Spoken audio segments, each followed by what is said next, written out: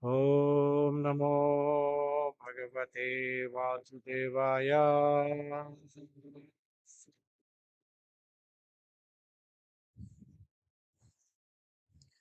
य एनं त्रोपजुहाव जिह्मम् दास्यासुतं यद्बलिनैव पुष्टः तस्मिन् प्रदेव परकृत्य आस्ते निर्वास्यतामाशु पुराश्वसानः।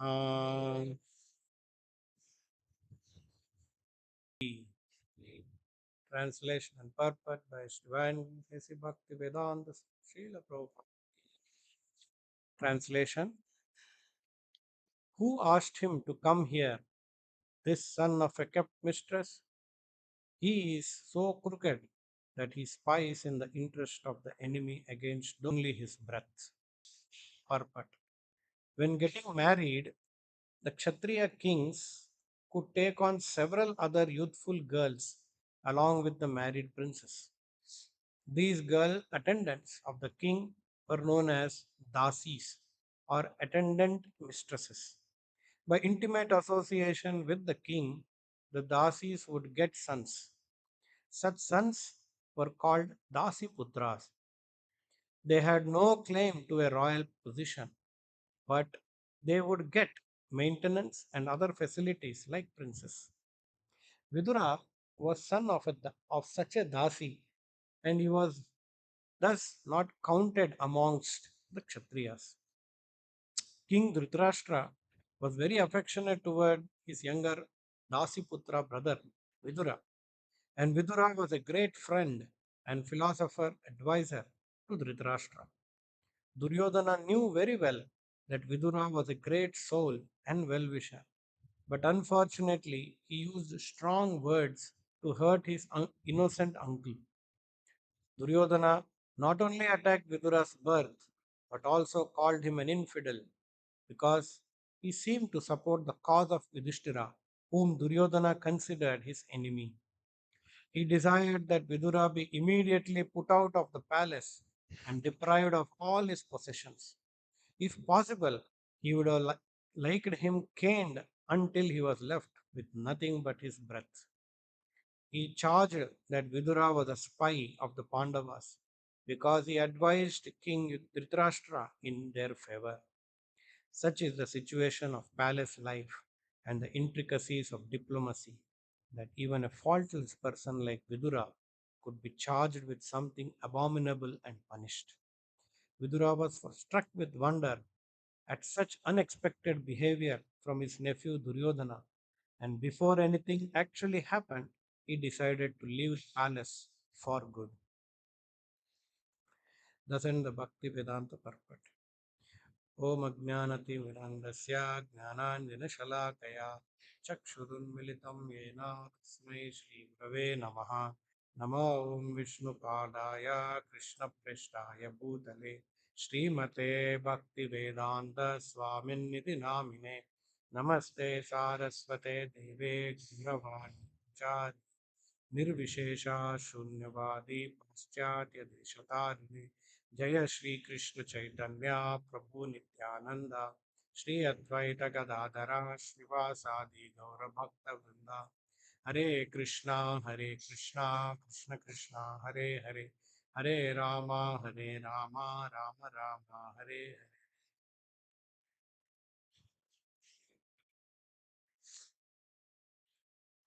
So while Vidura is counseling Dhritarashtra about what he has to do in the dire situation where the war has become inevitable, a war between two cousin brothers to in order to decide who is going to be the king, emperor. So Vidura has, with all his good intention and his expert vision, he has informed Dhritarashtra that They are on the wrong path. They are fighting against Yudhishthira, who has no enemies, who is the rightful heir of the kingdom. They are fighting against the one who is so tolerant. But then his brother is there, Bhima, who is ready to kill all the Kauravas. And Duryodhana has made Krishna also angry. And that Duryodhana is in the previous instruction he has mentioned that he is a personified, offense personified. And because he is a non devotee of Krishna, he should be immediately rejected from the family. So while Vidura is giving good instruction to Dhritarashtra, Duryodhana overheard, and this is his reaction. He is insulted Vidura that he is a Dasi Putra, son of a kept mistress. Also, he is insulting him as a infidel. Yad balinaiva pushtaha tasmin pratipaha. He is nicely eating our food and he is helping our enemies. Such in Hindi they call namak haram, uppu tinna or something like that. Pushta, balinaiva pushta. Nicely he is eating our food and he is supporting our enemy. And he is working against for he is working for the enemy's interest. Parakritya aste. Nirvasyatam ashu. Nirvasyatam. Immediately remove him. Prabhupada used to toss him out. Pick him and throw him out. Toss him out. Immediately. Ashu. Janayati ashu vairagyam. Ashu means immediate. Toss him out immediately. Purachvasanaha. And Prabhupada is saying his desire is that he should be caned, whipped, and thrown out of the kingdom so that he is left only with breathing. Nothing else. He should not give anything to him and beat him out and throw him out. Other than breathing, he should possess nothing. So that is the point. So one side Vidura is saying Duryodhana should be removed, and Duryodhana is saying Vidura has to be removed. But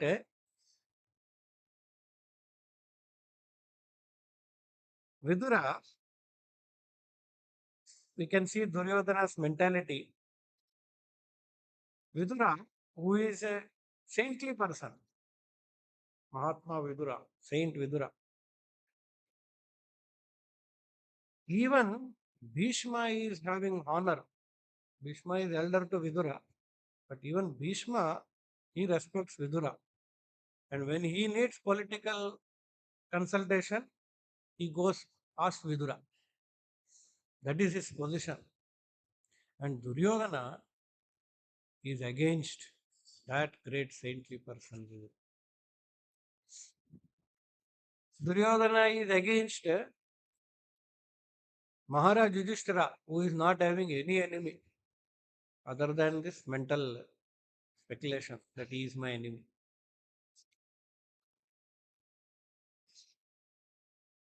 And Duryodhana is considering Krishna also is enemy. That is the position of materialist. For a materialist, he always thinks Krishna and his devotees are my enemies. Whereas a devotee, He thinks devotees and Krishna are my only only support, only life. And all this, Duryodhana is having all these things because of his bad association. Association. Previous verse we saw.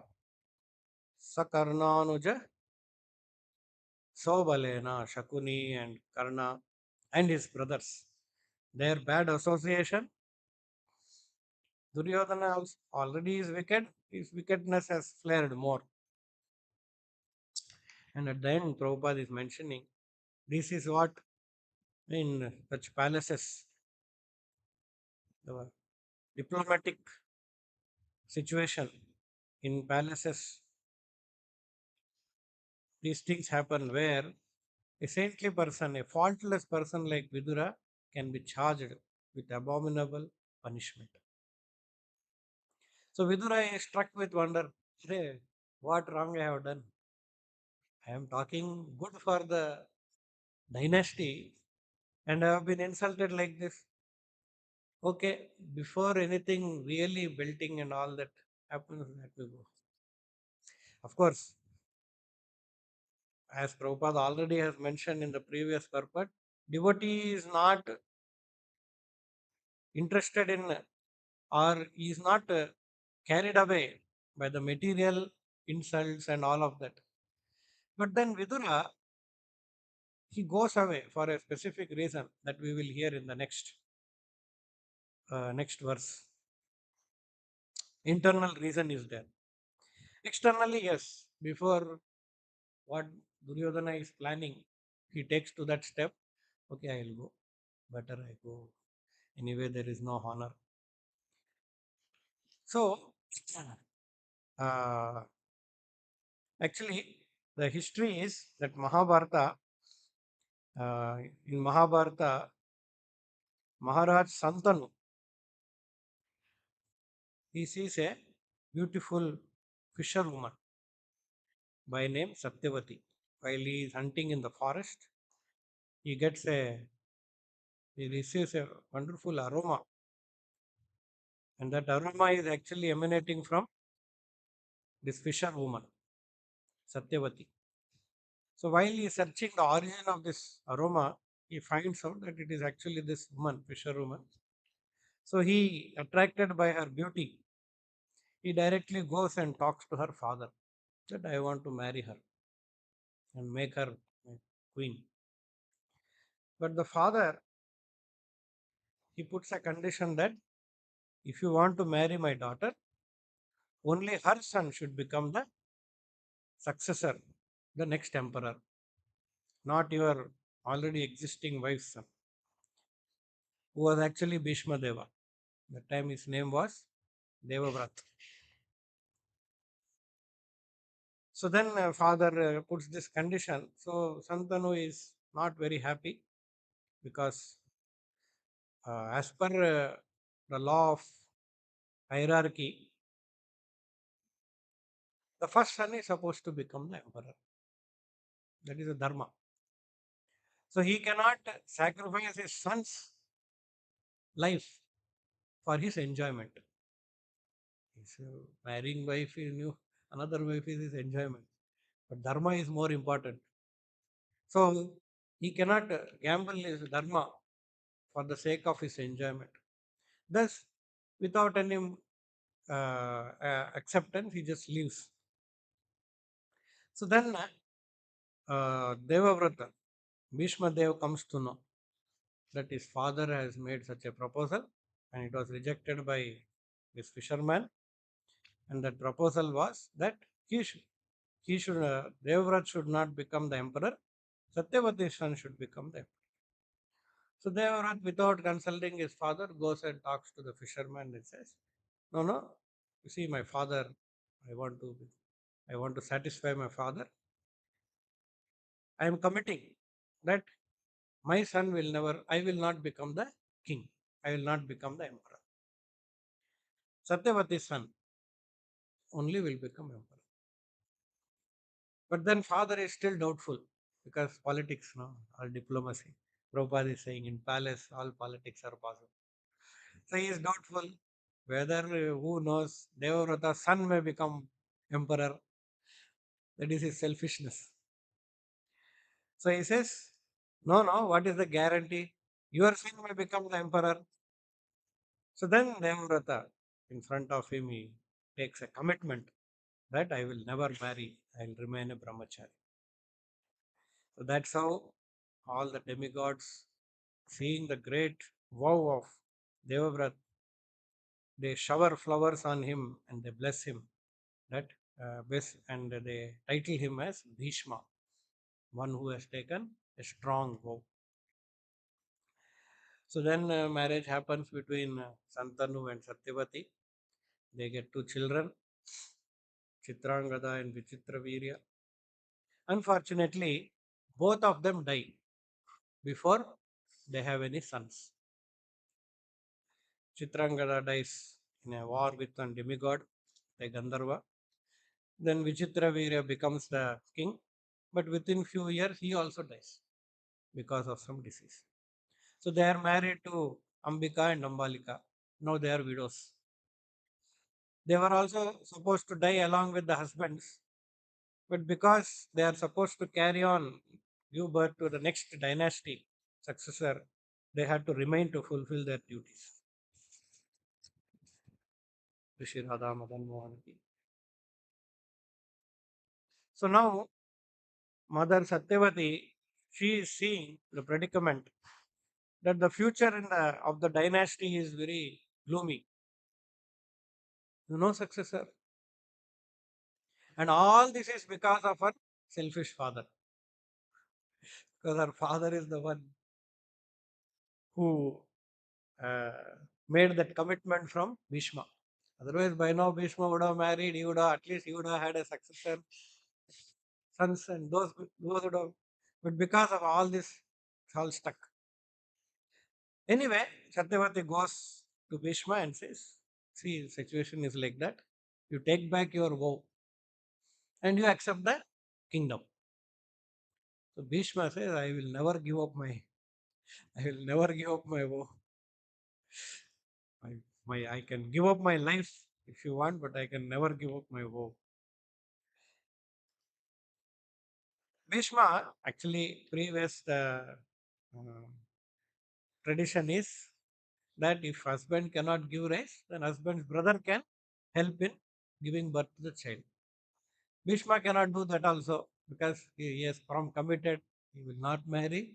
He will not accept the kingdom. Both he cannot do. So while Satyavati is considering like this, what to do, she remembers that her son, Vyasadeva. So Lord Vyasadeva was born to her through Parashara Muni. Once Parashara Muni came to her house and with her hospitality, she was so happy. Parashara Muni was so happy that he blessed her with a son. And that son became Vyasadeva. So after Vyasadeva grows, he commits to his mother that whenever you remember, I'll come. So Satyavati remembers him, immediately Vyasadeva appears. It's his mystic power. So she says, all this situation is there. I want you to beget children in my daughter-in-laws, Ambika and Ambal, so that our dynasty continues. So as a duty, Vasudeva agrees. But he says, my condition is that if I have to change my looks, he's looking very, very weak, emaciated, matted hairs, dark color, eyes are very sharp eyes, very ugly looking. If I have to change my such condition, she has to accept 1 year of vrata. Some practice she has to do. After that 1 year, I will change my form and come so that she thinks the beautiful form is there. So Satyavati says, no, no, no, no, no, I don't have time to immediately do it. So Vasudeva agrees, mother is ordering. So she has not informed Ambika. She says, brother will come and impregnate. So Ambika is waiting inside the room. her bedroom. She's imagining some great personality will come, beautiful personality will come. She's thinking Bhishma will come, and she's so happy. But as soon as she sees Vyasdeva inside, she closes her eyes in fear. Then consummation happens. Then Vyasdeva comes out, and Satyavati asks, "What happened? Will I get a son? Will I get a successor?" So Vyasdeva, because he's Trikalagna, he says, "Yeah, you will get a son, very powerful son, who will have the strength of 10,000 elephants. But unfortunately, he'll be born blind." Because while the consummation was happening, your daughter-in-law closed your eyes with fear. So then Satyavati is upset. Now, how can a handicapped, blind person become a successor, an emperor? So she says, "Okay, you do one more thing. Please, one more help. You impregnate even Ambalika. Next, I'll arrange for Ambalika." So Vasudeva says, "Okay, I'll come after a few days." So next month he comes. After 1 month he comes. Ambalika is ready. Her mind is prepared that Vasudeva is going to come. So she is also very well prepared. Already she heard with Ambika what and all has happened to her. She was shocked seeing him. Sambalika is prepared in her room. Vasudeva enters. Even though she has prepared her mind, still seeing Vasudeva, immediately she becomes pale. Her blood freezes and she becomes pale. So after the consummation, Vasudeva goes to Satyavati. She inquires what happened. Then Vasudeva says, "Yeah, you will get another son, but this son will be pale and he will be known as Pandu." Pandu means white, white in color. So then she is happy that at least one son is there, even though he is pale, but then he can at least become a successor. Then she says, "One more, last, one more. I'll arrange Ambika, I'll prepare her properly. One more time, you please." So then Vasudeva says, "Okay, whenever you are ready, you please call." So another few more months, she calls Vasudeva. Ambika is prepared. So what Ambika does is, she keeps her maid servant. She says, "I don't want to again meet Vasudeva. You sit there and you dress like me." She gives her a dress and makes her exactly all her dresses and all exactly look like her. So Vasudeva is a Trikalagna, he knows what is happening. So as soon as he enters, he figures out it is not Ambika, it is actually some maid servant. But the way she receives Vasudeva, honors Vasudeva, she brings him to her room, washes his feet, accepts that washed water, Charnamrita, then feeds him nicely, takes care of him so nicely that he cannot deny her. Then he comes out again, and then Satyavati asks, he says, "Your daughter-in-law deceived. Instead of her, she sent her maid servant. But this child will be the most intelligent, most righteous, and a great saintly person." And that is actually Vidura. It's Dasi Putra. So Vidura was born from Vyasudeva, and he is none other than incarnation of Yamaraj. Hmm. It is said that Yamaraj is always punishing jivas. He is so busy. So many jivas are there. In the material world, there are more jivas for punishment than awards, rewards. So he is very busy. So he doesn't get any opportunity to preach. So Yamaraj is happy to take incarnation as Vidura, even if Dasiputra, okay, no problem. But I get opportunity to preach. Otherwise, Yamaraj is not. That is a desire of a pure desire of a pure devotee. He, he is looking for opportunities to preach, that it is born as whatever it is, condition. So that's how Yamaraj accepts to be born as a Dasi Putra, Shudra. So, within such a great saintly person, even Vyasadeva is respecting him. Bhishma Deva is respecting him. But his Duryodhana has no honor for him because of his bad association. So, actually, when Satyavati is discussing with Bhishma Dev that, you see, this is the situation. If you accept to become an emperor, we will change the destiny of our dynasty. So Bhishma Deva says that if this is destined, Kala, if Kala is prepared for devastation of the dynasty, then even if I do anything in order to save, by killing my vows, by breaking my vows, it will not happen. The will of providence is more strong than our will and our wish. So this is a pure devotees. They understand, or great personalities. They understand the will of providence. What has to happen will happen. We cannot change the destiny or the course of the world by our teeny intelligence. Therefore, a devotee or one who knows Vedic knowledge, he never deviates from dharma. He never deviates from his duty. Duty has to be done, whether we are going to die or whether we are going to live, whether there will be honor or whether there will be dishonor. It's like Vidura, he knows that if he does these things, he'll be kicked out of the palace. But then, if that is the destiny, who can avoid? Recently, it has become a big trending thing, something called as a Muhurat deliveries. Muhurat in Hindi means auspicious time. Sanskrit actually, Muhurat. Muhurtam.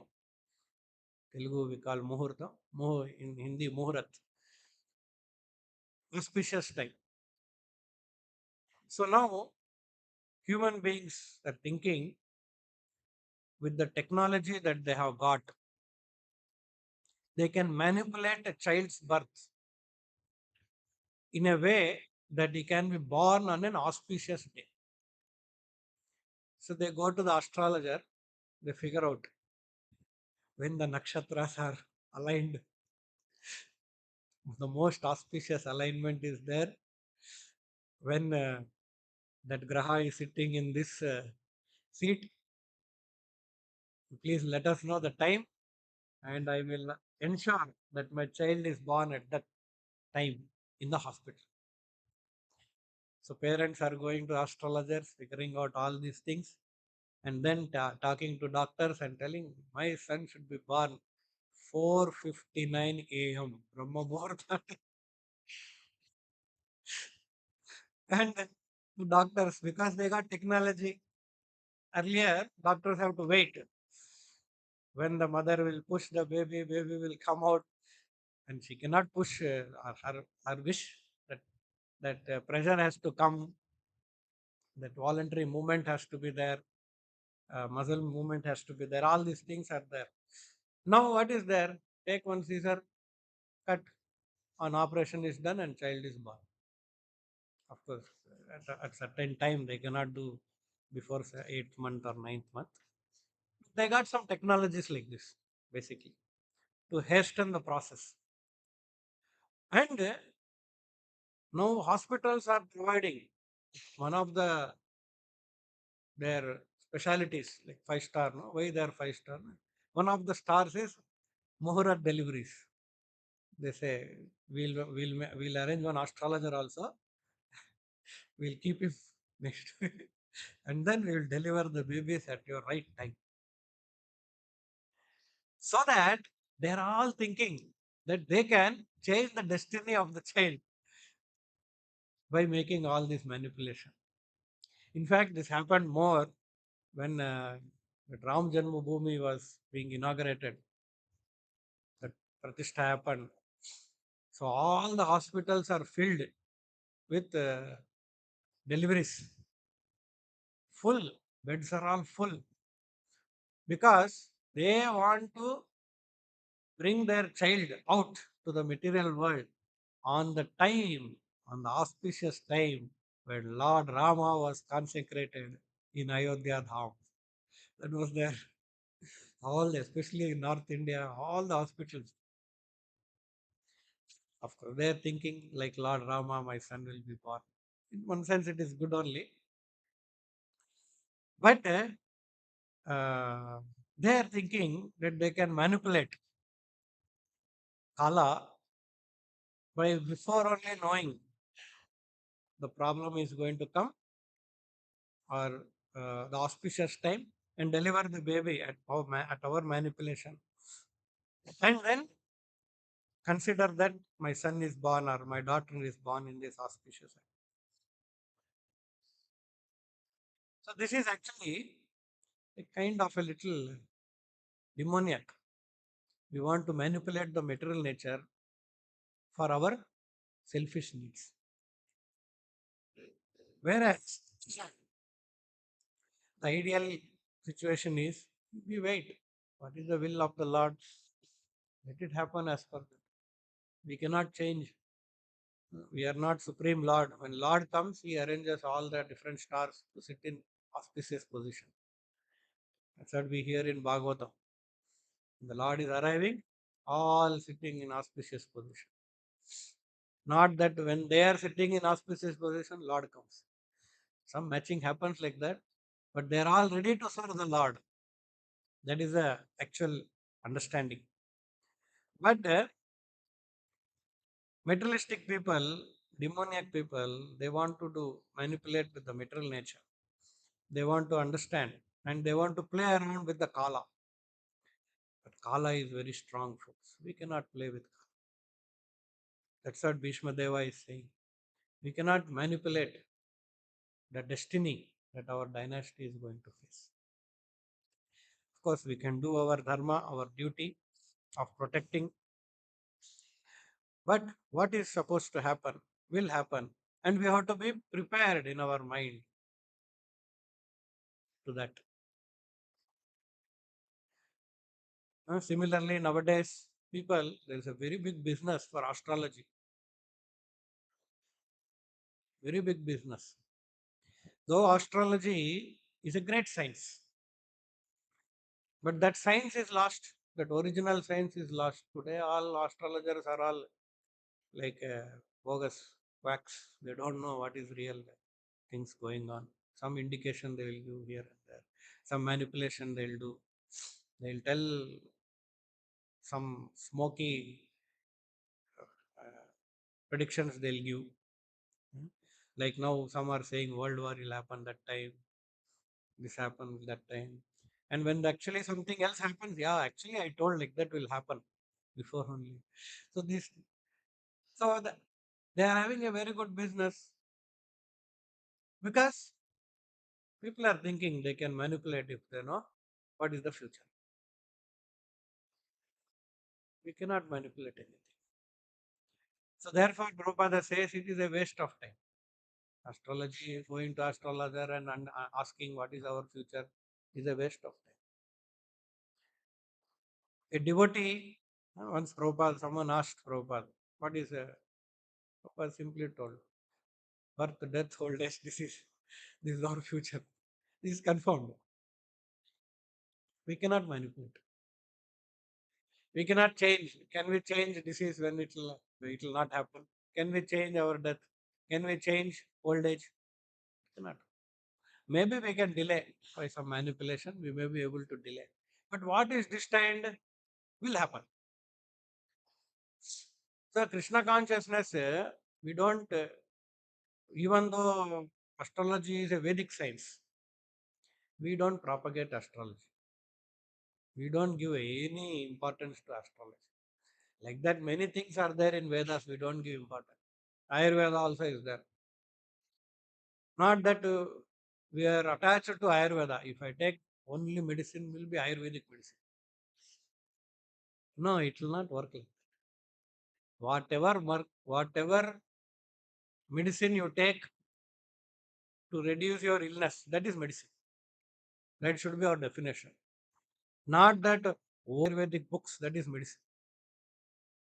No, today our situation is different. We should be very practical. The original Ayurvedic medicine is lost. We don't find natural herbs now. All are fertilizer herbs. Herbs. Their potencies are lost. The environment or the conditions have changed. So, devotee is very intelligent. He is very practical. Like that, Vedic, Vedic science, Vedic authority, so many other sciences are there. In Vedas, there is another section called as Tantras, black magics. Tantra has two varieties, black magic and good magic also is there. You can use for medicinal purpose, you can use for good, and one more is black magic. Both are. But devotees are not bothered. Oh, it is a Vedic science. Let me learn Tantra. I'll manipulate donors. When I go to him, he'll give me money. No, we are not interested. That's why Krishna is saying in Bhagavad Gita, Traividyama. Uh, what is that shloka? Uh, Nistraya Gunna Bhavarjuna. Give up all these Vedas. Give up. Then what we have to do? Sarva Dharman Paritya Bhame.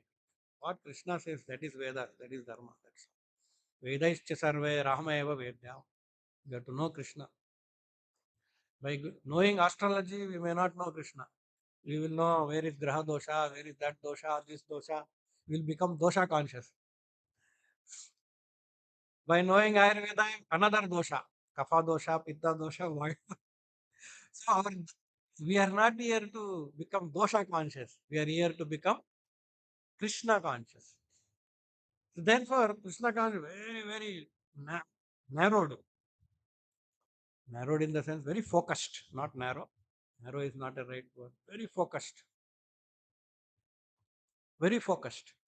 Outside people, they say, oh, ISKCON, you're all narrow, very narrow. Krishna, Krishna, only Krishna.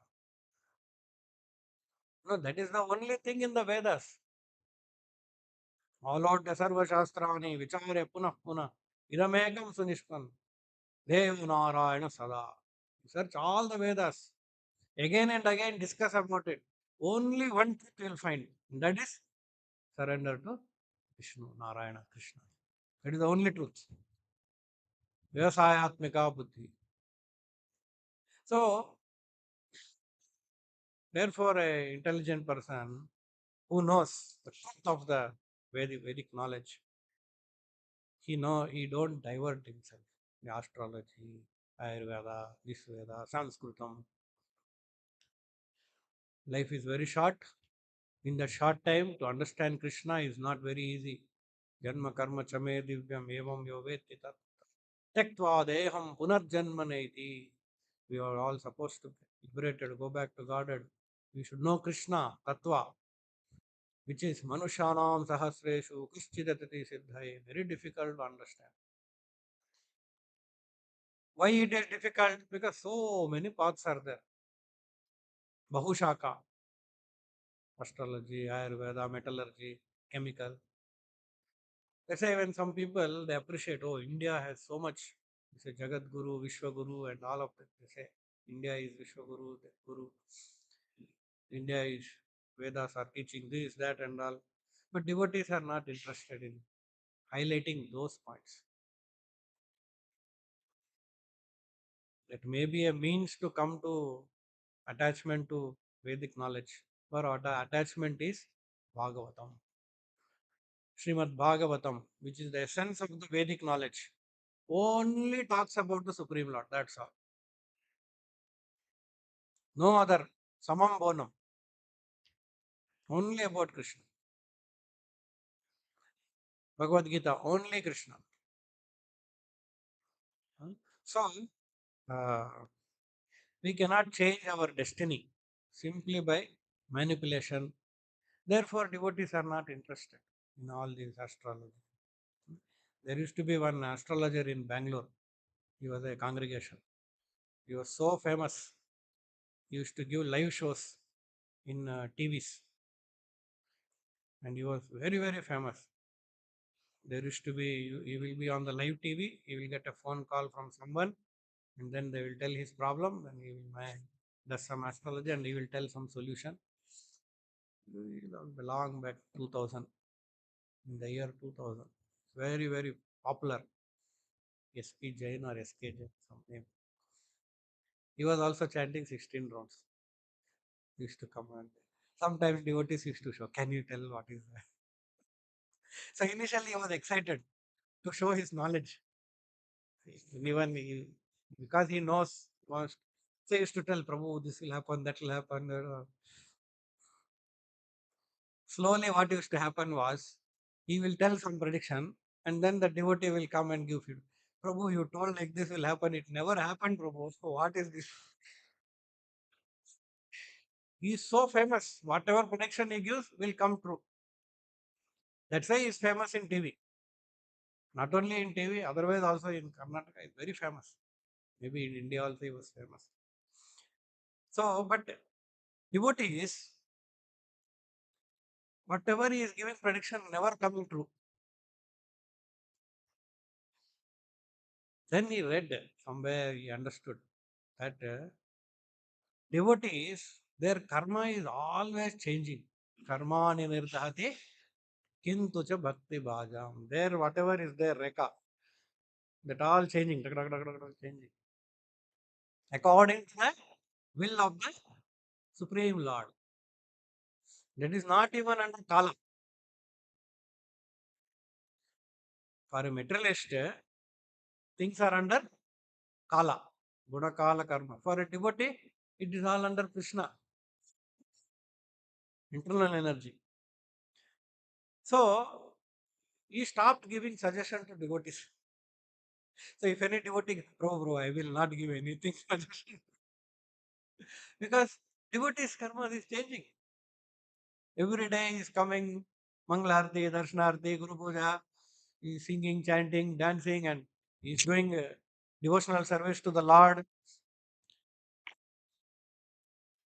surrender to Krishna, Supreme Lord. No karma. Of course, after all this incident, devotees stopped going to him. He himself is not giving consultation. So, uh, one genuine astrologer is there. He is a numerologist. Numerologist, they actually give names that will work for. They say if this name will fit you and will give success to you. So nowadays there are many big rich people, especially we see this happening in cinema. uh, They add extra E or extra O, some extra. Those things are all numerology in their names. So on numerology, he was asked, once he was asked, a little genuine person. They wanted to, one of our temple, they wanted to have a name for one program. So whether this name will work for this program. That name was Krishna. Some name of Krishna was told.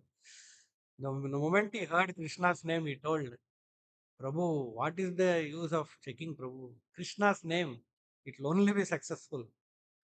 If you ask such question to me, if I try to use numerology on Krishna's name, all my knowledge will go.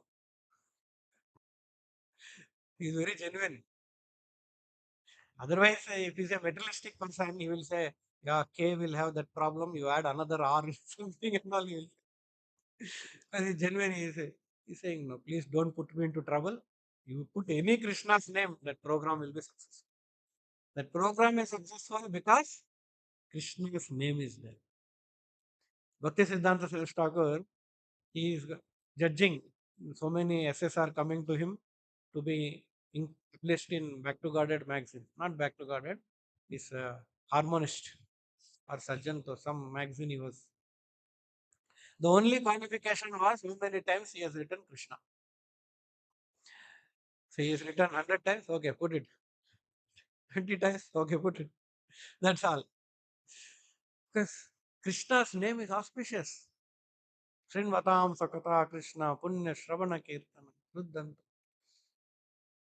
The devotee is not interested in all those Ayurveda, look, this pati, that pati, uh, Jyotisha. We cannot change our destination, it is known. If at all it has to change, only by the will of the Supreme Lord, Providence. And you don't want to change, what can I do?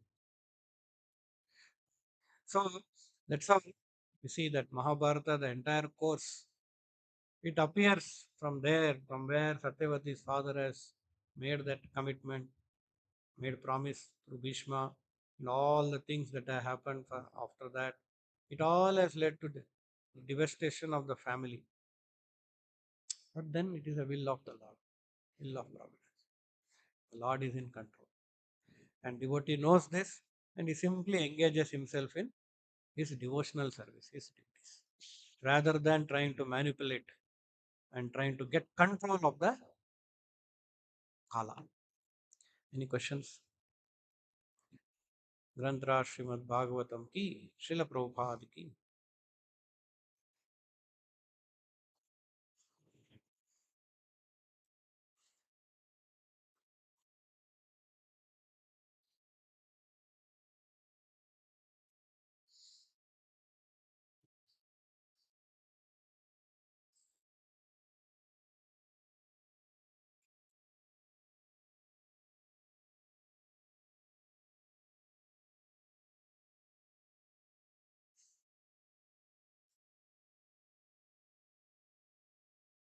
हाँ,